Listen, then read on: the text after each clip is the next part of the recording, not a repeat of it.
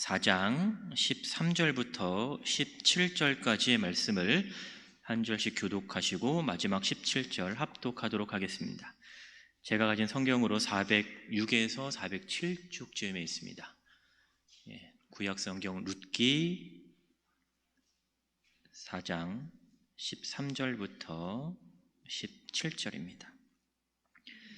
교독합니다. 이에 보아스가 룻을 맞이하여 아내로 삼고 그에게 들어갔더니 여호와께서 그에게 임신하게 하심으로 그가 아들을 낳은지라.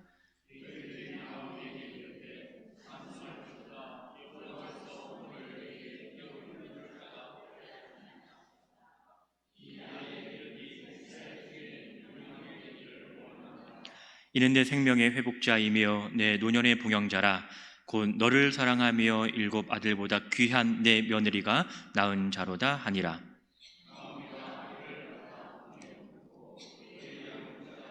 합독합니다. 그의 이웃 여인들이 그에게 이름을 지어주되 나오미에게 아들이 태어났다 하여 그의 이름을 오벳이라 하였는데 그는 다윗의 아버지인 이새의 아버지였더라. 아멘. 우리 좌우 앞뒤에 계신 분하고 이렇게 한번 인사하도록 하겠습니다. 주의 사랑으로 이름으로 사랑합니다.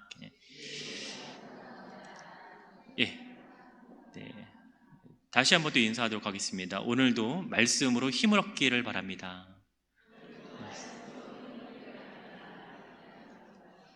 네, 감사합니다. 기도하겠습니다. 존귀하신 아버지 하나님, 오늘도 저희들 말씀 가운데 부르셨사오니 주님 말씀하옵소서. 깨달을 수 있는 마음과 들을 수 있는 귀를 여시고 하나님 말씀을 통하여 우리가 이 땅을 살아갈 수 있도록 주님 붙잡아 주시옵소서. 모든 것 감사드리며 예수님의 이름으로 기도 올리옵나이다. 아멘. 룻기는요, 룻이라고 하는 한 여인을 중심으로 이야기가 진행됩니다. 4장밖에 되지 않는 짧은 성경이지만 이 가운데에서도 하나님께서 어떻게 이 한 여인을 통해서 역사하시는가를 보여주는 아주 잘 보여주는 성경이라고 할 수가 있어요. 그런데 룻만큼이나 독자의 시선을 머물게 하는 한 여인이 있는데 바로 룻의 시어머니로 등장하는 나오미라고 하는 여인입니다. 여러분 1장 1절을 한번 보시면, 오늘 1장을 아마 자주 보게 될 텐데, 자 1장 1절을 보시면 이렇게 성경은 시작을 합니다. 사사들이 치리하던 그때에 그 땅에 흉년이 드니라 라고 얘기를 하고 있습니다. 그러니까 여기에 보니까 나오미와 그의 가족들이 살고 있는 땅에 흉년이 들었어요. 흉년이 들고 난 다음에 그들은 좀 더 나은 삶을 살기 위해서 아마도 자신들이 살았던 그 땅을 떠나게 되었던 것 같습니다. 여러분, 있었던 곳을 떠나서 새로운 곳으로 향한다라고 하는 것은요, 아무런 기대나 목표가 없으면 떠나기가 어렵죠. 여러분들은 지금까지 구미에 이렇게 사셨잖아요. 그럼 이제 살던 구미를 떠나서 다른 지역으로 가신다라고 하면 아마도 목표도 계획도 아니면 기대도 아마 있어야 될 것 같아요. 그거 없이는 아마 지금까지 살아왔던 이 터전을 떠난다라는 것이 쉽지가 않겠습니까? 오래전에 제가 영상을 하나를 봤었는데요, 서울역에서 노숙을 하는 한 아저씨를 어떤 기자가 인터뷰를 하는 장면이었습니다. 그 아저씨는 수십 년째 집에 돌아가지 못해서 그냥 서울역에서 노숙을 하는 거예요. 기자가 이렇게 물었어요. 가족이나 집이 없냐고 물으니까 가족도 있고 집도 있다라고 하는 거죠. 그러면 왜 가족으로 집으로 돌아가지 않냐라고 물어보니까 거기를 떠났을 때는 성공하겠다라고 이제 식구도 떠나고 집도 떠나고 고향도 떠나서 온 건데 지금 자신의 모습을 보니까 성공과는 전혀 거리가 먼 노숙의 삶을 살아가고 있는 거죠. 그러니까 돌아갈 수 있는 그런 모습이 아니었던 거예요. 그러니까 수십 년이 지나도 여전히 고향으로 가족으로 돌아가지 못하고 그냥 서울역에서 그렇게 지내는 그런 영상을 하나를 본 적이 있습니다. 성경을 보니까 나오미도 아마 이와 비슷한 상황이었던 것 같아요. 1장 1절에서 그들이 모압 지방으로 갔다라고 하는 것은요, 타국으로 갔다라는 거잖아요. 그런데 그곳에서 나오미는 기대와 다르게 자신의 인생이 흘러가고 있는 것을 경험을 하게 됩니다. 여러분 1장 3절을 보니까 여기에 보니까 남편 엘리멜렉이 죽고 라고 나옵니다. 뭔가를 기대를 하고 고향을 떠나서 모압으로 갔는데 여기서 남편을 잃었어요. 남편만 잃은 것이지 아니죠. 5절에 가니까 뭐라고 얘기합니까? 두 아들도 잃게 되었다라고 얘기를 합니다. 또한 두 며느리 가운데 한 명 역시 그녀 곁을 떠나요. 남은 유일한 한 사람이 있었는데 바로 룻이라고 하는 며느리였습니다. 그런데 이 룻이라고 하는 이 며느리도 자신의 같은 동족이 아니라 이방 여인이었던 룻인 거죠. 그러니까 유대의 전통을 가지고 있는 상황에서 이방 여인을 며느리로 맞았다라고 하는 것은 극히 환영할 만한 일도 사실은 아니거든요.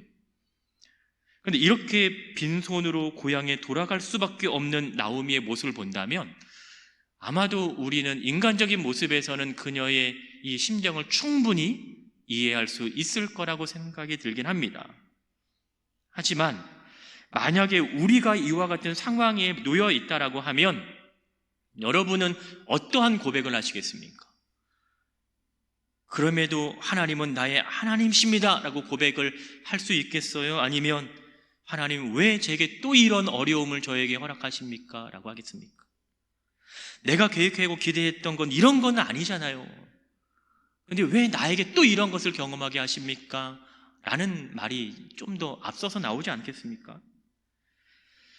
그녀가 선택할 수 있었던 유일한 방법은 이제 고향으로 돌아가는 거였습니다. 어쩔 수 없이 그의 며느리 룻과 함께 뭔가는 풍족할 것을 기대했지만 빈손으로 다시금 고향으로 돌아옵니다. 마침 고향으로 돌아왔을 때 보리를 추수하는 때였어요. 그녀의 계획대로 자신의 인생이 흘러가고 있지는 않았겠지만 나오미의 며느리였던 룻이 밭에 나가서 이삭을 줍던 중에 시아버지였던 엘리멜렉의 친척 보아스를 만나게 되죠. 보아스의 밭으로 가서 일을 하고 그를 만나게 됩니다. 그럼 룻이 보아스의 밭으로 간 것과 보아스를 만난 것이 결코 우리가 우연으로 그렇게 생각할 수 있을까? 이 사건은 지금까지 비워졌던 나오미의 삶이 이제는 채워지게 되는 그의 출발점이라고 하는 것을 우리는 알아야 된다라는 겁니다. 우리가 성경을 통해서 알 수 있는 바와 같이 하나님께서는 결코 처절하고 기구한 삶으로 이 나오미의 인생을 마감짓지 않도록 하셨다라는 거예요. 자신의 삶이 철저하게 비워졌다고 생각하는 그때부터 하나님께서는 그의 삶을 채우셨다라는 말입니다. 여러분, 성경을 보면 그녀의 삶이 바뀌어지게 되었던 시점이 언제부터였냐면 여러분 1장 19절에 보면 그녀가 다시 돌아왔을 때였던 거예요. 1장 19절 보면 이렇게 성경 기록합니다. 이에 두 사람이 베들레헴까지 갔더라 라고 얘기합니다. 어디에 갔다고요? 베들레헴에 갔다라고 얘기합니다. 이 베들레헴은 과연 어느 곳이었을까요? 1장 1절에 보니까 유다 베들레헴의 한 사람이 그의 아내와 두 아들을 데리고 모압 지방으로 가서 거류하였다라고 나오죠. 그럼 이 베들레헴은 자신들이 떠났던 곳이었던 거예요. 결국 그들은요, 떠났던 그곳으로 다시 돌아가게 된 겁니다. 그리고 다시 돌아갔을 때 그들이 경험한 것은 바로 하나님의 채우심이라고 하는 거예요. 그리고 오늘 우리가 읽은 본문은 하나님께서 그녀의 삶을 어떻게 채우시는지를 보여주고 있는 겁니다. 본문 13절을 보십시오. 하나님께서 보아스와 룻을 통해서 아들을 주셨습니다. 그러니까 나오미의 며느리였던 룻으로 하여금 보아스와 가정을 이루게 하셨고 그 가정을 통해서 아들을 낳을 수 있도록 하나님께서는 그들의 삶의 간섭이 시작이 되었던 거예요. 그럼 이것은 우리는 하나님의 간섭이라고 이야기하지 않죠. 하나님의 채우심이라고 이야기할 수 있습니다. 그 채우심의 주체가 누구이냐? 누가 그녀의 삶을 채웠고 누가 우리의 삶을 채울 것이냐라는 거죠. 성경은 누구라고 얘기합니까? 하나님이라고 얘기하고 있죠. 13절 여러분 다시 한번 주의 깊게 보시면 이런 표현이 있습니다. 중간쯤 보시면 여호와께서 그에게 임신하게 하심으로 그가 아들을 낳은지라. 자, 여호와께서 그에게 임신하게 하셨다라는 거예요. 이것을 하게 하신 분은 누구라고요? 여호와께서라는 거예요. 그러니까 여호와께서 하게 하셨다라는 이 표현이 룻기서에서 계속해서 등장을 합니다. 여러분 1장 21절을 한번 볼까요? 이건 여러분 성경 가지고 계시면 한번 찾아보십시오. 1장 21절. 자, 내가 풍족하게 나갔더니 여호와께서 내게 비어 돌아오게 어떻게 하셨다라는 거예요. 여기서도 여호와께서 하셨어요? 그 다음 문장 볼까요? 여호와께서 나를 징벌하셨고 또 전능자가 나를 괴롭게 하셨다. 그러니까 여호와께서 하셨다라는 표현이 1장 21절에서만 벌써 3번이 나타납니다. 4장 11절을 한번 가볼까요? 4장 11절에서도요. 성문에 있는 모든 백성과 장로들이 이르되 우리가 증인이 되나니, 그 다음부터요, 여호와께서 내 집에 들어가는 여인으로 이스라엘의 집을 세운 라헬과 레아 두 사람과 같게 하셨다라는 거예요. 그리고 오늘 13절에서도 나오죠. 또 14절에서도요. 여인들이 나오미에게 이르되 찬송할지로다 여호와께서 오늘 내게 기업 물을 자가 없게 하지 아니하셨다. 아니하셨다라는 건 하셨다라는 거잖아요. 그러니까 여호와께서 하게 하셨다라고 하는 이 표현이 룻기서에서 계속해서 반복해 등장한다라는 것은 그들의 삶의 주관자가 누구냐라는 것을 분명하게 보여주는 거죠. 그들의 삶의 주관자만이 여호와가 아니라 우리의 삶의 주관자 역시도 누구이신가? 바로 여호와 하나님이라고 하는 사실을 분명하게 보여주고 있는 겁니다. 이 말씀은 철저히 그들의 삶이 하나님의 손에 놓여져 있다라는 것을 보여주고 있는 거예요. 하나님께서 하게 하지 않으시면 우리는 결코 할 수 없다라는 걸 알게 하는 거예요. 하나님께서 하게 하셔야 우리는 할 수 있다라는 것을 우리로 하여금 깨닫게 하신다라는 거죠. 이것을 인정하는 것이 바로 신앙인 거고, 이것을 인정하는 것이 바로 우리의 믿음이어야 합니다. 하나님을 아는 것, 하나님을 깨닫는 것, 하나님께서 하게 하지 않으시는데 아무리 우리가 노력한다고 해서 되지 않는다라는 걸 아는 것, 하나님이 허락하실 때에 우리가 그것을 가능하다라고 하는 이 사실을 아는 것이 우리가 그리스도인으로 살아가면서 깨달아야 하는 정말 중요한 사실이라고 하는 것이죠. 우리는 이것을 나오미의 가정을 통해서 지금 확인을 하고 있는 것입니다. 그들은 비워진 삶을 채우기 위해서 고향을 떠났잖아요. 하지만 빈손으로 그들은 돌아오게 됩니다. 근데 그냥 빈손이 아니라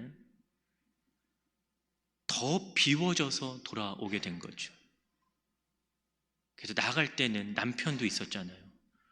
두 아들도 있었잖아요. 근데 돌아올 때는 남편도 없어요. 두 아들도 없습니다. 이방 며느리인 룻과 함께 마치 자신의 인생이 채워질 것만 같았던 그 기대는 철저하게 무너진 거예요. 그리고 더 비워진 모습으로 고향으로 돌아왔습니다. 그러나 비워졌다라고 생각하는 그때 하나님께서 그녀의 삶을 채우신 것을 오늘 우리는 성경을 통해서 보고 있는 것이죠. 하나님의 채우심이 그녀에게 있을 때 그녀는 채워짐의 은혜를 입을 수 있었던 겁니다. 오늘 본문 16절을 한번 보십시오. 뭐라고 얘기합니까? 나오미가 아기를 받아 품에 품고 그의 양육자가 되었다라고 얘기합니다. 그가 아기를 취하여서 품에 품었다라고 얘기를 합니다. 또한 그녀가 그의 양육자가 되었다라고 얘기합니다. 아기를 낳는 나오미의 모습은요, 하나님께서 텅 빈 나오미의 삶을 다시 채우셨음을 보여주고 있는 장면인 거예요. 1장 5절을 가보시면요, 아들이라고 하는 표현이 등장합니다. 두 아들이라는 표현이 등장을 해요. 이 단어와 오늘 본문에 나오는 4장 16절에 등장하는 악이라고 하는 단어는요, 똑같은 단어입니다. 똑같은 단어를요, 1장에서는 아들이라고 표현하고 있고 오늘 본문에서는 악이라고 표현을 하고 있습니다. 이것은 아들 둘을 잃고 텅 빈 나오미의 삶 속에 다시 그녀의 품에 누구를 취했어요? 아기를 취함을 통해서 잃었던 것을 다시 찾게 되는 그녀의 인생을 보게 되는 것이죠. 즉 하나님께서 그녀의 삶을 채우셨다라는 것을 보여주고 있는 거예요. 계속해서 나오미가 그 아이의 양육자라고 얘기합니다. 사실 이 아기는 나오미가 아닌 룻이 낳은 아기잖아요. 그럼에도 이 아이의 양육자가 나오미라고 하는 것과 또 17절에 보면 나오미에게서 아들이 태어났다라고 하는 이 표현은 그 당시의 문화로 보면 가문을 잇기 위해서 낳은 아이라고 얘기를 할 수가 있겠지만 또 다른 한편으로는 공허했던 그녀의 삶이 지금 채워지는 삶으로 바뀌어지고 있다는 것을 보여주고 있는 것이죠. 그래서 성경은요, 그 아이를 15절에 보니까 생명의 회복자라고 얘기하고 있고 노년의 봉양자라고 얘기하고 있고 내 며느리가 낳은 자라고 얘기합니다. 그런데 이 표현을 할 때 앞에 꼭 붙는 말이 있어요. 너의 생명의 회복자이고 너의 노년의 봉양자이고 너를 사랑하는 7 아들보다 귀한 너의 며느리가 낳은 자라. 여기서 너는 누굴까요? 나오미죠. 초점이 나오미에게 맞추어져 있어요. 대상을 분명하게 지금 지칭을 하고 있는 거죠. 하나님께서 지금 누구의 삶을 다시금 회복시키고 있는가? 나오미, 너의 삶을 내가 회복시키고 있다는 것을 분명하게 보여주고 있는 것이죠. 하나님, 누구의 하나님이십니까? 나의 하나님이시죠.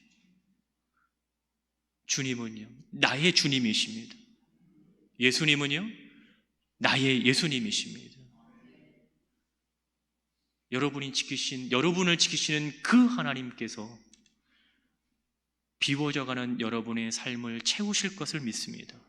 공허해져가는 여러분의 그 삶을 여러분이 지키시는 그 하나님께서 채우실 것입니다.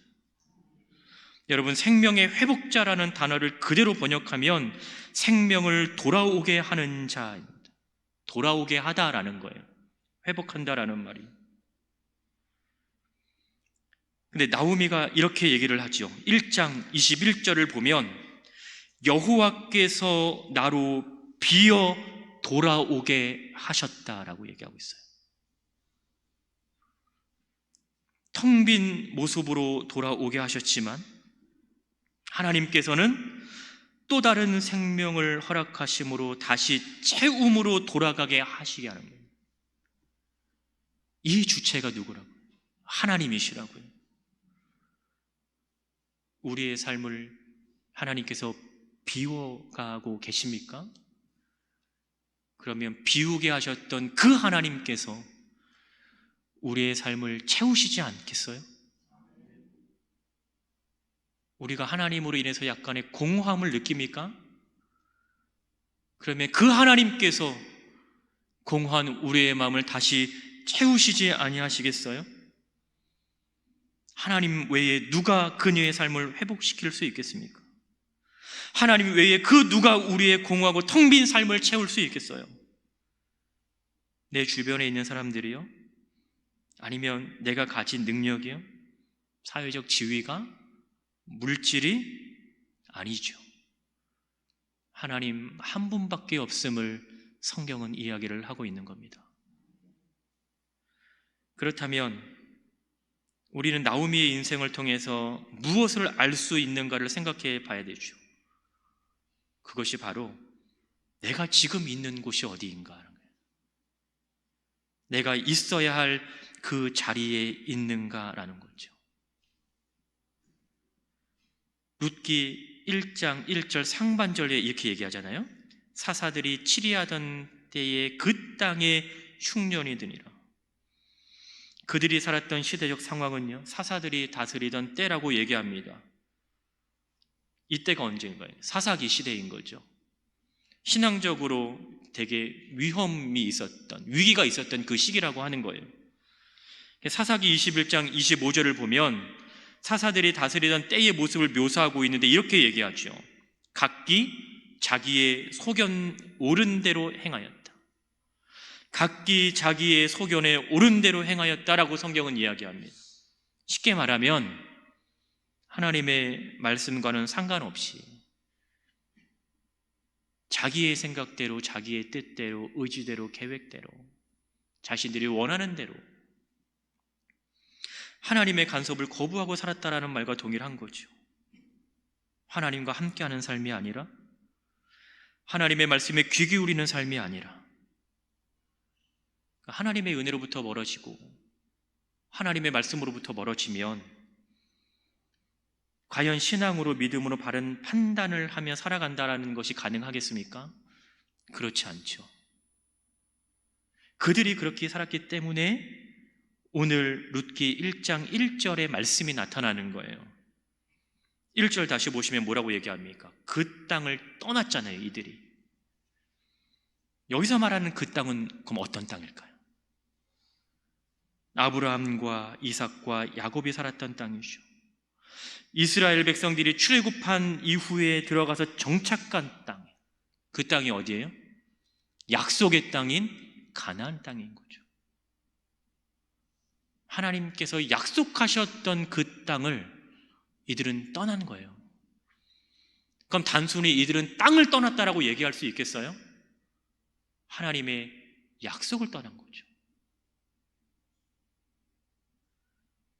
민수기 36장의 7절과 9절에서 이렇게 얘기합니다. 기업을 지키라라고 얘기하고 있어요. 8절에는요, 기업을 보존하라 라고 얘기를 합니다. 그런데 그들은 지키지 않았죠. 그들은 보존하지 않고 흉년이 드니까 떠나게 된 거예요. 하나님의 약속 안에 있지 못하는 삶의 결국은 끝없는 공허함만이 남게 되는 모습이었다라는 것을 우리는 볼 수 있습니다. 하나님이 약속하신 그 땅에 왜 하나님께서 흉년을 들게 하셨을까요? 그들이 하나님 앞에 바로 살지 못했기 때문입니다. 여러분, 지금도 그렇지만 농사는 자연적인 요인에 큰 영향을 받잖아요. 그러니까 흉년이 드는 것은 이상한 일이 아니에요. 그러나 구약 성경을 보면 하나님의 말씀에 대한 순종과 불순종의 결과를 때로는 흉년과 풍년으로 나타나기도 합니다. 이것은 다 같이 성경 한번 찾아볼게요. 레위기 26장 3절과 4절입니다. 여러분 가지고 계신 성경 레위기 26장 3절과 4절 이렇게 되어 있습니다. 앞에 화면에도 아마 나올 건데 다 같이 한번 읽어보겠습니다. 시작. 너희가 내 규례와 계명을 준행하면 내가 너희에게 철따라 비를 주리니 땅은 그 산물을 내고 밭의 나무는 열매를 맺으리라. 너희가 내 규례와 계명을 준행하면 이러한 복이 너희에게 있을 것이라고 얘기하는 거예요. 그런데 26장 20절을 한번 가볼까요? 26장 20절입니다. 시작. 너희가 수고가 헛될지라 땅은 그 산물을 내지 아니하고 땅의 나무는 그 열매를 맺지 아니하리라. 그럼 이거는 어떠할 때? 그렇죠. 3절과 4절을 기준으로 본다면 너희가 내 규례와 계명을 준행하지 아니하면인 거예요. 이들이 지금 이들의 있는 곳에 흉년이 들었다라고 하는 것은 결국은 그들이 하나님의 말씀과는 멀어진 삶을 살아가고 있었다라는 것이죠. 그들의 생활 자체에서 하나님과 멀어진 삶을 살고 있었고, 결국 바른 판단을 하지 못한 채 그들은 약속으로부터 떠나게 된 모습인 거예요. 그러면서 채워짐이 아니라 점점 비워짐을 경험하게 된 것이고, 다시 이들이 약속의 땅으로 왔을 때 그들은 비워짐에서 채워짐을 경험하게 된 것이죠. 이런 채워짐을 통해서 우리는 모든 주권이 하나님께 있음을 고백해야 할 것입니다. 여러분들은 채워지는 삶을 원하십니까? 그러면 하나님의 약속 안에 머무는 삶이 되기를 주의 이름으로 축복합니다. 여러분, 하나님께서 이끄시는 삶을 경험하기를 원하세요? 그러면 우리를 이끄시는 그 하나님과 늘 함께 하시기를 주의 이름으로 축원합니다. 여러분은 지금 어디에 계십니까? 하나님의 약속 안에 머물고 계십니까? 아니면 그 약속으로부터 조금씩 멀어지는 삶을 살아가고 계십니까? 약속 안에 계시면 늘 그렇게 살아가야 되는 것이고요, 멀어진다 싶으면 어떻게 해야 되는 거예요? 돌아와야 되는 거죠. 하나님께서 돌아오게 하실 때 그것을 깨닫고 돌아오는 것이 우리가 할 수 있는 유일한 길임을 우리는 알아야 됩니다. 여러분, 우리가 약속을 떠나서 어디로 갈 수 있겠어요? 그들이 약속의 땅을 떠나서 갔을 때에는요, 나름 채워짐을 기대하며 가지 않았겠습니까? 풍족한 것을 기대하며 그들이 나아가지 않았겠어요? 근데 그들은요, 더 비워짐을 경험하고 더 비워진 상태로 돌아왔다라는 것이죠. 우리가 알고 있는 찬양 가운데 이런 가사가 있습니다. 하나님은 너를 지키시는 분, 너를 절대 포기하지 않으며, 하나님은 너를 지키시는 분, 너를 쉬지 않고 지켜보신단다. 하나님은 너를 인도하는 분, 광야에서도 폭풍 중에도 하나님은 너를 인도하시는 분, 푸른 초장으로 인도하신단다 라는 찬양이 있습니다. 바로 우리가 믿는 하나님이 이러한 분이시죠. 늘 우리로 하여금 우리가 있어야 할 곳으로 인도하시는 그분이 바로 하나님이신 줄을 우리는 믿습니다. 이제 우리는 우리가 있어야 할 그 자리로 돌아와야 할 것이고요, 바로 지금이 그때라고 하는 사실을 기억해야 합니다. 예배의 자리로 우리는 돌아와야 되고, 말씀의 자리에 우리는 돌아와야 되고, 기도의 자리에 우리는 돌아와야 할 것입니다. 그 자리에 저와 여러분이 있기를 주의 이름으로 축복합니다. 한 주간도 주께서 채우시고 공급하시는 그 은혜를 따라 날마다 주님과 동행하며 살아가시는 여러분 되시기를 주의 이름으로 축원합니다. 우리 잠깐 기도하도록 하겠습니다. 말씀을 기억하시면서 기도할 때 하나님